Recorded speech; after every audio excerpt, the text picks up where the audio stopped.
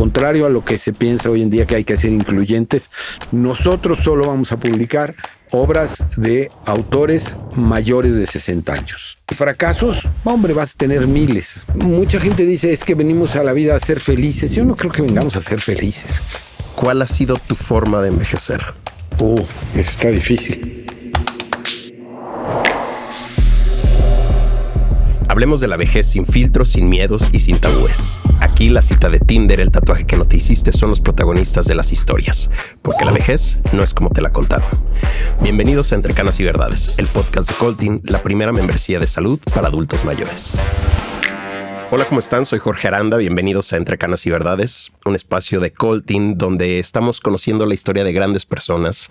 El día de hoy nos acompaña Luis y para mí es un placer poder platicar contigo, Luis Ortiz. Hola Jorge, yo soy Luis Ortiz, he sido varias cosas en mi vida, desde pintor, he sido fotógrafo, trabajé para una revista que se llamaba Geomundo, que las gentes de mi edad se acordarán de ella, he sido productor de televisión, he sido productor y director de comerciales de televisión, y desde hace un poco más de 30 años soy animador de monitos. Básicamente hacíamos comerciales de televisión y hacíamos videos con monitos animados en 3D. A mí me gustaría conocer un poquito de tu historia. ¿Cómo llega esta pasión por los medios de comunicación, por los medios audiovisuales, por querer animar? Porque además en una época en la que eso era totalmente nuevo y novedoso en nuestro país. Mira, la animación es viejísima, existe desde hace mucho tiempo, pero la animación por computadora, la animación 3D, nosotros somos la segunda empresa más vieja de las que existen ahora y somos de las primeras empresas también que se pusieron en México. Yo trabajaba en esta casa productora y hacíamos comerciales de televisión y el dueño de la empresa compró un equipo de animación de los primeros que había. Yo me senté a trabajar en eso y de repente dije, oye, esto es lo mío. Junta el contar historias como las contaba cuando se filmaban a la pasión que yo tenía, por eso estudié pintura, por eso empecé a hacer cosas. Entonces de repente ahí encontré que se juntaban las dos cosas y dije, aquí me clavo y me fui metiendo cada vez más a eso. Y ¿cómo funcionaba la animación? ¿En qué año? ¿De qué año estamos hablando? ¿Los 90s? 91 fundamos Animática, que es la empresa que yo tengo para hacer animación. Mira, funcionaba con mucha paciencia, porque en aquel entonces los renders, de repente, yo decía que desde aquel entonces decía que iba a escribir un libro que se iba a llamar Tiempos de Render, porque tú picabas para hacer el render en la máquina horas y se quedaba horas hasta que podías ver los resultados y hacíamos las animaciones y hacíamos el render también ya de la animación que iba cuadro por cuadro y también se tardaba una eternidad en que pudieras ver qué estabas haciendo. Por eso, pues era un trabajo muy demandante, pero al mismo tiempo que comparado, por ejemplo, con la producción de televisión o cine que decíamos ahorita, o de comerciales, que a veces te tocaba 24 horas seguidas durante 7 días de la semana aquí de repente empezó a ser un poco más relajado porque tenías que hacer los renders. Claro. Entonces tenías que descansar de repente eventualmente. Algo que me llama mucho la atención de que estuvimos platicando afuera, conociendo un poquito más tu historia y ahora lo que le vas a contar aquí a la gente, es que me identifico contigo porque existe esta parte de una cosa es la vocación, que siempre hablo de ello, y otra cosa es la profesión. Yo he descubierto con los años, de un par de años para acá, que mi vocación en la vida es comunicar y que lo puedes hacer a través de distintas formas. Creo que en tu caso funciona muy semejante, ¿no? Descubriste a través de la pintura, a través de la fotografía, a través de escribir historias, después la animación. ¿Cuál es tu favorita? ¿Qué es lo que más te apasiona y te ha apasionado a lo largo de estos años? Lo que más he hecho, sin lugar a dudas, es animación, que es donde creo que se conjugan muchas de mis aficiones. Pero yo creo que en la vida, o por lo menos para mucha gente, las cosas de lo que haces están determinados no exactamente por lo que tú decides o lo que tú quieres, sino es, por un lado, el azar y por otro lado, las probabilidades. Tú puedes tratar de hacer llegar a algún lado y esas son las probabilidades. Pero siempre está el azar que te pone cosas en el camino y que te hacen que te vayas para un lado o para el otro. Es el connecting dots que decía Steve Jobs, ¿no? Totalmente. Entonces, de repente mi vida ha sido eso. Voy para acá y de repente me sale una oportunidad allá y me cambio para allá y luego para allá. Y ahora esta es la nueva oportunidad que tengo, que es ahora soy escritor también. Terminé una novela y es de lo que venimos a platicar. Ahorita me vas a contar, nos vas a contar un poquito de cómo llegas a esa parte en tu vida. Pero enfocándonos un poquito en esta parte de la animación que por más de 40 años lo has hecho. ¿Cuál ha sido la faceta favorita? ¿Cuál ha sido el momento de más orgullo?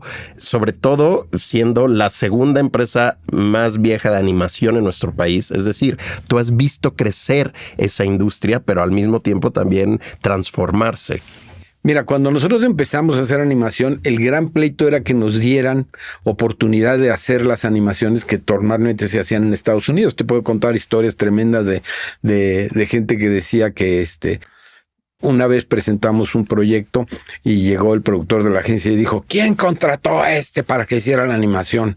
Y entonces un cuate dijo, yo. Y dice, ¿te das cuenta que después de lo que él hizo, nadie nos vuelve a llevar a Estados Unidos? Entonces ese era nuestro pleito, lograr hacer los comerciales que se hacían en Estados Unidos, empezarlos a hacer en México. Y logramos mucho y hicimos muchísimas campañas. Tuvimos, además, coincidió con un momento álgido de la publicidad. Había mucho trabajo, entonces hacíamos muchas cosas. Y ese quizá es el momento más donde teníamos más trabajo, donde ganábamos más dinero, porque ganábamos bien. Pero también está la parte cuando empezó a decaer la publicidad y empezamos a hacer videos, que yo hacía videos que duraban media hora y que para mí hacer un video de media hora me podía llevar 6 meses. Entonces una parte muy satisfactoria donde escribíamos el texto, donde lo producía, lo animaba y era muy divertido saber que tenías 6 meses de chamba donde te levantabas todos los días, llegabas a la oficina y hacías al monito ese caminar.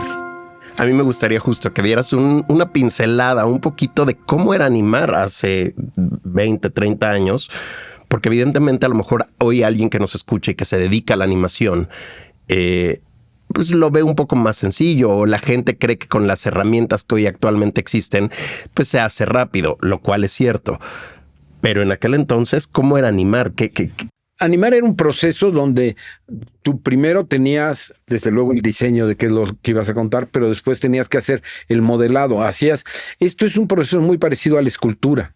Hacías una escultura digital, estaba ahí y le ponías, y después de hacer el diseño del personaje, hacías el diseño de las expresiones de la cara, por ejemplo, lo hacías sonriente, lo hacías parpadeando, lo hacías triste, y una vez que ya tenías todo eso, le ponías una parte que a mí siempre me dio mucha flojera, que era lo que llamamos rigging, que es ponerle como unos huesos, que es lo que te permite mover las articulaciones del personaje. Ya que tienes el personaje preparado, obviamente haces también el escenario en lo que sucede esto, y empezabas a animar el proceso real de animación, que es, pues, digamos, tenía la mano aquí marcabas un keyframe, y si querías que levantara la mano, marcabas el otro keyframe aquí, y entonces la computadora ya te hacía ese movimiento, te lo calculaba, digamos. Y muchas veces había que corregir el movimiento. Y ahí es donde le ibas dando el timing, sintiendo la animación,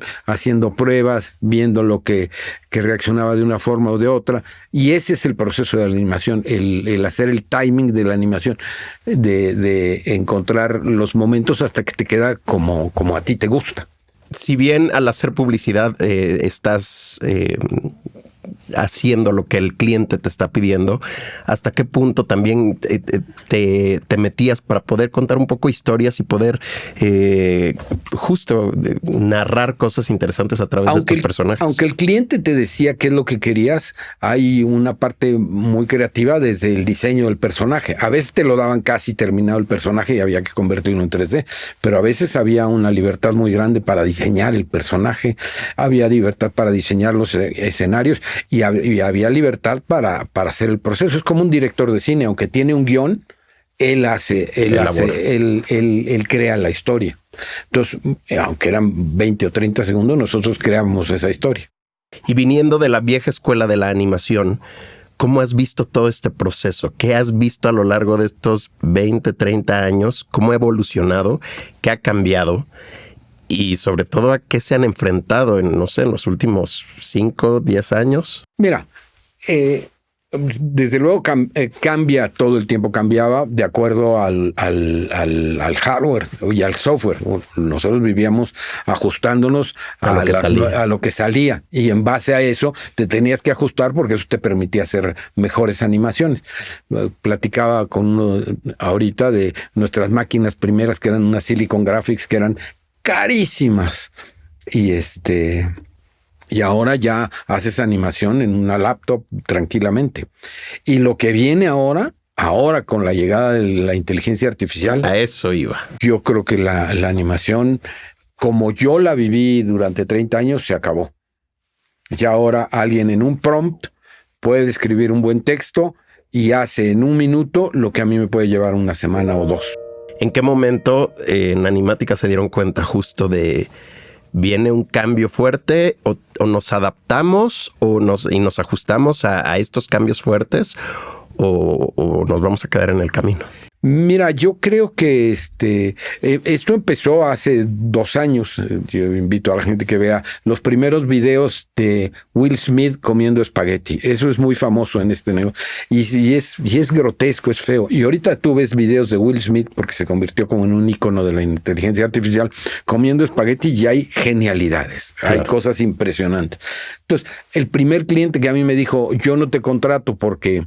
eso lo puedo hacer con IA mucho más barato. Yo me desgarraba las vestiduras y me tiraba al drama. Y ahora ya aprendí que así es. La inteligencia artificial está ahí, no solo para mí, está para que se cuide todo el mundo de su profesión. Yo me imagino un arquitecto, en lugar de cobrarle un diseño de una casa, ahora con IA van a hacer el diseño de una casa y te van a dar 10 opciones, si lo quieres estilo renacentista, si lo quieres minimalista, si lo quieres narco mexicano, el que tú quieras, y escoges y te hace el render y después te diseña la tubería y después te diseña todo lo que quieras. En animación, pues está pasando esto. Ya mi parte del negocio ya no está, pero me encuentra en un momento, afortunadamente, me encuentra a los 70 años, casi 70 años, donde ya no me preocupa competir con hacer mejor animación. Y por eso ahora quiero ser escritor, que es lo que siempre he querido. Justo a eso iba. Hablando de todas estas nuevas tecnologías y todas estas avances que son inminentes, ¿tú crees que eso ha permitido también y se sigue abierta esta puerta de la discriminación a las personas mayores? Porque evidentemente las nuevas tecnologías le dan más oportunidad a gente joven que a lo mejor están más acostumbrados a usar toda esta nueva tecnología. Yo no creo que la palabra sea discriminación. Yo creo que entiendo perfecto, si los creativos son jóvenes, se entienden mejor con jóvenes. Yo me entiendo mejor con gente de mi edad, y los niños de kinder se entienden mejor con los niños de kinder. Entonces, me parece que esa es una ley de vida, y si los creativos son jóvenes, se entienden mejor con los jóvenes para hacer lo que ellos quieren, los proyectos de animación, por ejemplo. Entiendo que así es, tanto en las productoras como en las agencias, como en todos lados. Eso es un hecho. ¿En qué momento de todo este proceso, porque creo que no fue una cosa de un momento a otro, surge esta idea y de querer llevar a cabo esta pasión de escribir? Para que ahorita nos cuentes un poquito de Viejos Letreros y ¿desde dónde viene? ¿Desde cuándo te descubriste que querías contar historias a través de la escritura? Siempre he sido, de herencia materna, un apasionado lector. Siempre me ha gustado muchísimo leer. Y siempre se me antojó escribir. Había un rollo, te sonará una tontería, pero mucho del que no me atrevía a escribir es porque tengo muy mala ortografía. Siempre te dicen, si tú lees mucho, vas a tener buena ortografía. Ni más paloma. Yo leía muchísimo. Es una especie de dislexia, entonces no me atrevía mucho a escribir y no escribía. Y a raíz precisamente de que estaba surgió la posibilidad de hacer una película en animación. Entonces yo dije, pues voy a escribir el guión. Escribí el guión y me fascinó. Encontré que eso era lo que más me gustaba hacer, por lo menos en ese momento de la vida. Yo no creo que puedas decir lo que más te gusta en la vida, pero sí en ese momento de la vida. Así ha sido mi vida. Entonces, después de escribir ese guión, que traté de hacer la película y no lo hemos podido hacer, espero que algún día lo podamos hacer, dije, oye, si esto me apasiona, yo había tenido la idea de escribir esta novela que ahora tengo hace más de 30 años, pero nunca cuajó bien porque no tenía claro cuál era el final, nunca tenía a dónde iba, pero fue tal el gusto de escribir el guión que dije, pues ahora voy a escribir la novela que siempre he querido escribir. Y me puse a escribirla y me acuerdo que en todos los tiempos libres que tenía le escribía sin ninguna prisa y así terminé. Después de los días repetidos se llama la novela. ¿Te acuerdas de ese primer día escribiendo, o sea, haberte sentado a escribir tu novela? Sí, Jorge, me acuerdo cuando, te digo, fue en 2 etapas. Primero, cuando le empecé a escribir, que era en hojas de papel y a mano, haber rescatado esos manuscritos y haberlo empezado a meter al procesador de textos y para mí eso ha sido, sobre todo es padrísimo cuando ya los personajes empiezan a ellos parecer que ellos cuentan la historia, que lo único que tú eres una especie de transcriptor de la historia. Entonces ellos te están contando cómo quieren su historia y tú la vas escribiendo y esos momentos son fenomenales, padrísimos. La novela ya está terminada. La novela ya está terminada, estará a la venta en finales de octubre, principios de noviembre. Ahora, aquí viene la parte que me llama mucho la atención. Tú no te quedaste en escribir tu novela y a lo mejor llevarla a un par de editoriales y a ver si me la publican, o tú decidir invertirla y publicar tu novela. Tú decidiste armar un equipo y aventarse por hacer una editorial. ¿Qué es Viejos Letreros? Esto tiene mucho que ver con lo que te decía, que la vida va decidiendo por ti. La vida te va poniendo oportunidades y va marcándote el camino y los tomas. Viejos Letreros, yo terminé la novela, yo estaba seguro que era el próximo premio Planeta, que iba a llegar y se las iba a proponer y todos iban a decir qué maravillosa novela. Y desafortunadamente no encontré un editorial que la publicara. Busqué en prácticamente todas las editoriales, incluso una vez me ofrecieron publicarla, ya estábamos arreglados a publicarla, cambiaron las cosas por estos mismos azares de la vida que uno no puede decidir y no se publicó. Y coincidió con que Fernando, mi hermano, escribió una novela, Mi Lola del Alma, y Jorge Landa, mi compadre, escribió otra novela que se llama Los Tiempos de Luz. Entonces de repente estábamos 3 viejos, ya medio retirados, digamos, y dijimos, pues en lugar de autopublicarnos o que no está mal autopublicarse, ¿por qué no hacemos un editorial? También viene de una experiencia, nadie te lo dice oficialmente, pero me contaron que en las editoriales es muy difícil que a una persona mayor te publiquen. No es discriminación, es simplemente las editoriales son negocios. Y el negocio de las editoriales es hacer marcas. Y para ellos una marca es un autor. Entonces, cuando tú vas a una librería, tú buscas la marca que te gusta, que es el autor que te gusta. Vas y dices, yo quiero la última novela de María Dueñas, que está tan de moda ahora, o de Pérez Reverte, que escribe muchísimo. Y entonces tú vas y buscas a esa marca que ya conoces. Claro. Entonces, a un editorial no le resulta interesante gastarle dinero en crear una marca nueva que le va a hacer funcionar, con suerte, 10 años. Porque yo voy a escribir, yo por mí escribo hasta donde sea, pero a los 70 es muy difícil que escriba mucho más que un cuate de 30. Entonces vi que era muy difícil lograr entrar a una editorial. Entonces tampoco tengo la paciencia para esperarme otros años a ver cuándo me publican. Hablé con ellos y les dije, vamos a hacer una editorial, y de ahí surgió Viejos Letreros. ¿Cuál es la diferencia entre Viejos Letreros y cualquier otra editorial? Mira, básicamente es que somos viejos. Por esta misma razón que te decía que es difícil que se publiquen, yo creo que cuando empiezas un negocio o algo, tienes que tener un elemento que sea diferente a todos los demás. Y nosotros tenemos un elemento que es diferente a cualquier otra editorial, que somos nosotros, contrario a lo que se piensa hoy en día que hay que ser incluyentes, nosotros somos completamente excluyentes. Nosotros solo vamos a publicar obras de autores mayores de 60 años. ¿Y ha habido acercamiento? ¿Han empezado a descubrir a nuevos autores, nuevos escritores? Sin haber salido todavía como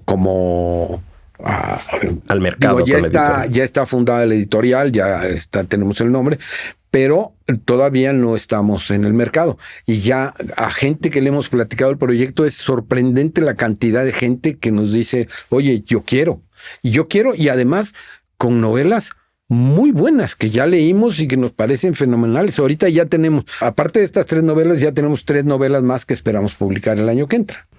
Por ahí siempre se dice, ¿no? Entre esta lista de las cosas que debes de hacer en la vida, escribir un libro. Yo creo que no todo el mundo está para escribir un libro, pero sí creo que en el camino, yo creo que ustedes entonces se han encontrado con gente muy talentosa que nunca se animaron, que nunca los publicaron, o que a lo mejor sí los publicaron, pero que no llegaron, no tuvieron ese alcance o esa visión para que llegaran sus textos a más gente.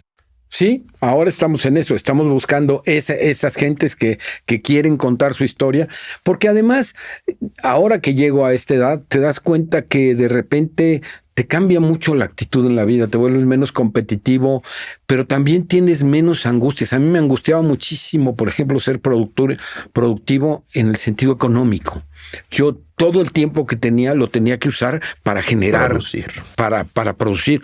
Claro, tenía a mis hijos en la universidad, tenía una hipoteca que pagar, tenía una oficina, tenía empleados. A esta edad ya no tengo esas preocupaciones, entonces puedo dejar de ser productivo. Y porque escribir una novela no me consta que vaya a ser muy productivo, de hecho es muy difícil que sea productivo. Entonces puedes tomar otra actitud entre la vida. Y como estoy yo, seguramente hay mucha gente que está diciendo, oye, yo quiero contar una historia. Ahora, esta novela tardó varios años en esos manuscritos, en esos borradores, para que terminara. ¿Hay ya otras ideas? ¿Ya tienes en mente otras? Sí, ya tengo varias. Y la idea es sacarlas. La idea es, sí, escribirlas y hacerlas novela. ¿Qué le dirías a toda esta gente que de repente justo llegan a los 60 o están cercanos a los 60, a los 70 y que les da miedo empezar de cero algo, un sueño que siempre tuvieron? Mira, yo creo que siempre podemos estar pensando, yo hubiera querido ser, yo soy de los que creo que vida solo hay una y esta y nada más, y no hay ni antes ni después. Entonces, pues hagámoslo, hombre, haz lo que quieras hacer, porque de eso no te vas a arrepentir. Y fracasos, hombre, vas a tener miles. O no miles, pero sí muchos. En mi vida he tenido muchísimos fracasos, proyectos que yo pensé que ya se iban a hacer y que fracasaron, intentos que hice y que no caminaron. Esto que te platicaba de la película, intenté hacer una película y no he podido hacerla. De esos fracasos hay miles, hay muchos, te vas tropezando a cada rato, pero pues no importa. Pero la satisfacción que te genera cuando te pega uno, o aunque ni siquiera te pegue, simplemente con hacerlo te genera una satisfacción muy grande. Entonces yo digo que hay que hacerlo, hay que aventarse. Ahora, tú que justamente como decíamos hace rato, comunicas desde distintas profesiones, ¿te gustaría a lo mejor en algún momento, has pensado poder contar tus historias, en este caso esta novela, a lo mejor la pensarías para una película, la pensarías para algo más chiquito a nivel animación, conjuntar todas estas profesiones, todas estas cosas a las que te has dedicado a lo largo de tu carrera? Me gustaría mucho escribir cine, guiones de cine. Ya no pensaría necesariamente en animación, porque lo bonito de todo esto es contar historias, y a fin de cuentas contar historias de cine es también muy interesante. Sí me gustaría hacerlo, no necesariamente me gustaría esta u otras. Eso sí me gusta mucho. Hay una pregunta que siempre le hago a los invitados, que es, no hay una sola manera de envejecer. Cada quien tiene su camino, su historia, su background. ¿Cuál ha sido tu forma de envejecer? Está difícil. Digo, yo no me gusta dar consejos. Yo no le aconsejaría a nadie cómo envejecer. Yo nada más le diría, tanto desde que somos conscientes hasta que nos volvemos viejos, que hay que exprimir la vida, sacarle lo más posible a la vida. Y mucha gente dice, es que venimos a la vida a ser felices. Yo no creo que vengamos a ser felices. Yo creo que venimos a hacer algo con este regalo que nos tocó, que es la vida. Hay que hacer algo con esto. Y mientras más cosas puedas hacer con ese regalo que te dio quien sea o como sea, con ese regalo que tuviste, pues haz algo. En lugar de quedarse nada más esperando que los demás hagan algo por ti, haz algo, y eso es lo que yo les recomendaría. Y que lo intenten en lo que quieran. Y aunque no te gusta dar consejos, sí, ¿cómo te gustaría a ti dejar huella? ¿Cómo te gustaría que Luis Ortiz fuera recordado a través de la animación, de sus novelas, de su editorial? En este momento de la vida me gustaría que me recordaran por mi novela, porque es lo que estoy haciendo ahorita. Me encantaría que saber que la gente le está leyendo. Me encantaría subirme al metro o al camión y ver que alguien está leyendo mi novela. Eso es lo que me gustaría ahorita. Lo otro ya pasó. Lo otro ya me tocó alguna vez me tocó, por ejemplo, en un aeropuerto, un corte, todo el mundo estaba viendo la tele y yo vi que 4 de los 5 comerciales que estaban pasando en ese momento eran míos. Y nadie ahí sabía que eran míos. Igual va a suceder con la novela, nadie va a saber que es mía. Pero me gustaría que la gente lea después de los días repetidos y se entere de mi novela. Eso me gustaría muchísimo. A ver, platícanos sin spoilear un poquito de después de los días repetidos, para que la gente se vaya enamorando, y prácticamente en estas fechas que está saliendo el podcast, más o menos estará saliendo la novela. Mira, siempre he creído que la función primordial de escribir, de la literatura, no primordial, sino la primera función es que sea divertida. Yo creo mucho en los libros como elementos divertidos. Le digo a mis hijos que si ellos son lectores, nunca se van a aburrir. ¿Qué mejor regalo te puede dar cualquier cosa que te diga que nunca te vas a poder aburrir? Nunca te vas a aburrir, igual si estás haciendo la cola en el banco o esperando a alguien en una cita. Tienes un libro y te vas a divertir, y no, hay veces que hasta te da flojera que ya te pasen a la cita. Me acuerdo una cosa que vi hace poco de Joaquín Sabina, donde él decía que adora los vuelos retrasados, porque es el tiempo que él tiene para sentarse a leer. Yo creo que eso es leer. Después vienen muchas otras cosas como que te da cultura, que te amplía la visión del mundo. Entonces, pensando en eso, yo quise hacer una novela que eminentemente fuera divertida. Esa era mi intención al escribir a Viejos Letreros. Escribir después de los días repetidos. Entonces, mi novela es una novela divertida. Soy oaxaqueño. La novela sucede en Oaxaca, gran parte, casi toda la historia. Y es la historia de una viuda que de repente hereda, digamos, un pleito que no es suyo, y es un pleito contra uno de los hombres más poderosos de Oaxaca, y con los recursos que ella tiene, que tiene que ver mucho con esto nuevo que hay de manejo de mensajes a través de internet, y empieza la novela en un mundo que parece del siglo pasado y termina en un mundo de hackers y de este tipo de cosas. Y ella hace lo posible por vengarse de quien asesinó a su marido. Va a estar en formato físico y en formato también digital. Formato físico y digital, sí. Ok, ahora quiero que invites un poco a la gente, a toda esa gente que seguramente tiene ese sueño de escribir y no se ha animado por alguna razón, por alguna circunstancia de vida, y que ya están llegando a los 60 o ya están arriba de los 60.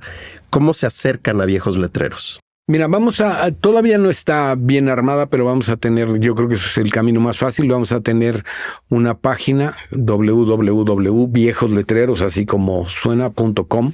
Es hacer una comunidad de escritores. Sí, me encanta la idea eso, me encanta la idea de que lleguen con sus ideas y vemos qué podemos hacer juntos.